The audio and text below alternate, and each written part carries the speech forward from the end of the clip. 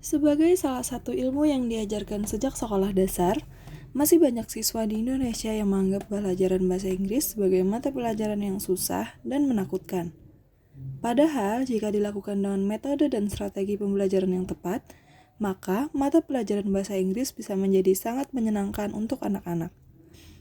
Dalam berkomunikasi, kita menggunakan 4 skill atau keterampilan, yaitu speaking, reading, writing, dan listening.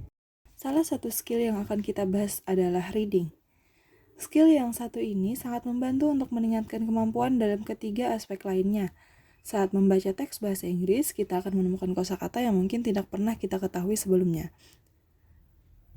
Mengajarkan reading atau membaca teks bahasa Inggris memang butuh beberapa cara.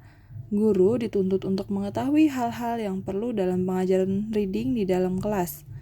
Nah, di sini saya akan berbagi tentang teknik mengajar reading untuk tahap awal atau untuk siswa SD yang dikutip dari buku English Language Teaching.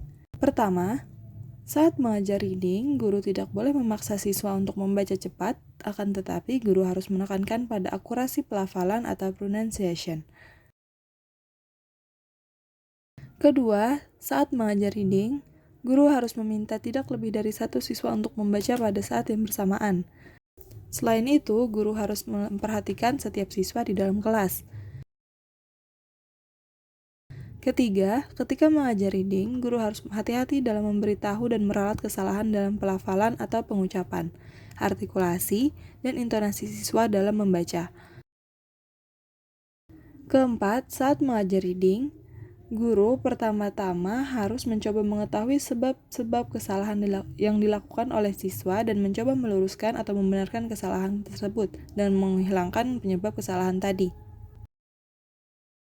Kelima, ketika mengajar reading, guru harus peduli akan cara duduk yang benar dalam membaca. Berikutnya adalah contoh kegiatan reading di SD. Dalam mengajarkan skill reading pada anak, ada beberapa contoh kegiatan yang bisa kita terapkan kepada siswa. Pertama, memperhatikan contoh dari guru dan siswa menirupkan ucapannya. Misalkan membaca sebuah kata atau serangkaian kalimat. Kedua, siswa diajak menyebutkan nama subjek sesuai gambar. Jadi di sini disajikan sebuah alat peraga yang berisi sebuah gambar dan tulisan namanya. Siswa membaca nama benda sambil melihat gambar tersebut. Ketiga, membaca teks sederhana. Disajikan sebuah teks sederhana, lalu siswa membacakan teks dengan nyaring secara bergantian. Dan keempat, menjawab pertanyaan sederhana dari teks sederhana yang telah diberikan. Skill reading tidak kalah pentingnya dengan skill yang lainnya. Melalui membaca, kita bisa mendapatkan banyak informasi dan pengetahuan. Salah satu tujuan dari kegiatan membaca adalah untuk mendapatkan inti dari teks yang kita baca atau main idea. 4 basic skill bahasa yaitu reading atau membaca, speaking atau berbicara, listening atau mendengarkan, dan writing atau menulis memang pada dasarnya akan selalu berhubungan.